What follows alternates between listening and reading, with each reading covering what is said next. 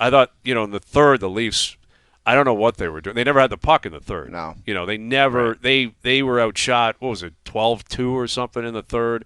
They lost the draws for the most part in overtime, which is a huge part of the way that plays out now. You got to win the draw so you get possession.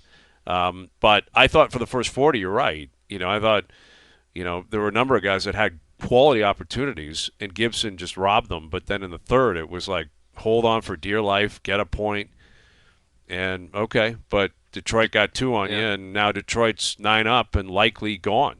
Likely and Detroit's it's Tampa, pretty good. Detroit.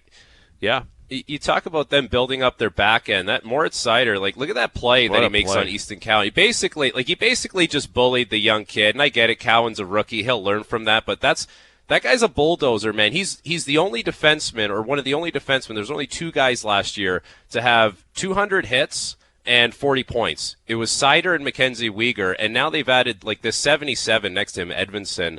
You watch that guy; he's like a one-man breakout. They got some good pieces. It feels like they've turned the corner, and now they've got the goaltending to go with it, and they're playing a good team game. That's they've taken the strides they need to take. That's a coachable moment for Easton Cowan. I think that's something that'll stick out for him, because there's a bunch of different elements. I've told you guys many times about my experience being in front of the net and Eric Lindros basically just grabbing me and chucking me in the corner, and then I was lying on my back and I watched him score a goal.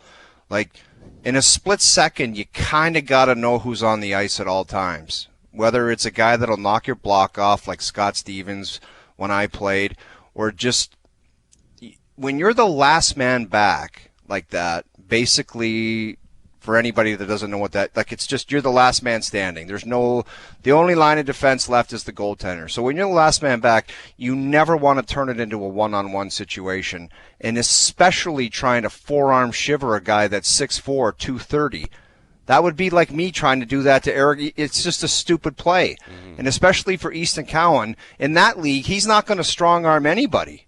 He's got to use his speed, his skill, and his passing ability. So doing that was silly. You got to know who's out there, and you got to hear that Seider breathing down your neck, and you just say, I'm not turning this into a one-on-one, and there's no way in hell I'm going to strong-arm this guy, because it's not going to work, and that's what happened. So it's not about him getting bigger or stronger, or it was just using your head, knowing who's on the ice, and flat out being better. He doesn't need to go in the gym and start cracking iron.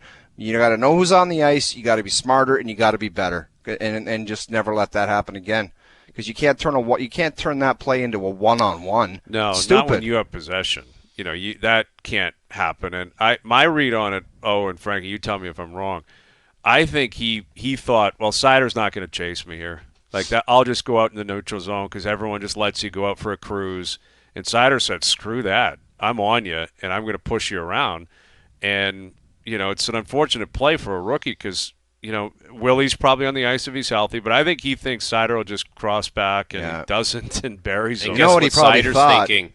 What do you think he did 2 hours down the road every time in overtime? Exactly. In London, you go for a cruise, and he can't. And what do you think Seider's thinking? He goes, I see this number 53. I haven't seen this number in this league up until this year. I'm not going to let this guy off the hook. Yeah. Right? If that's 34, maybe Seider looks at it and says, okay, I'll hang back a little bit, let them do their regroup, no problem. It's that's a rookie. I'm all over it. Exactly. But you got to be careful with 34. With 53, I'm going to make a mistake, and that's what happened. And, it's a dangerous game. You put a rookie on the ice in a situation like that. He's scored OT winners before, and he's struggling a little bit right now. I think Berube, though, is looking at his bench. He's like, I can't play Knives with open ice. He just won't be able to keep up. Willie's not available.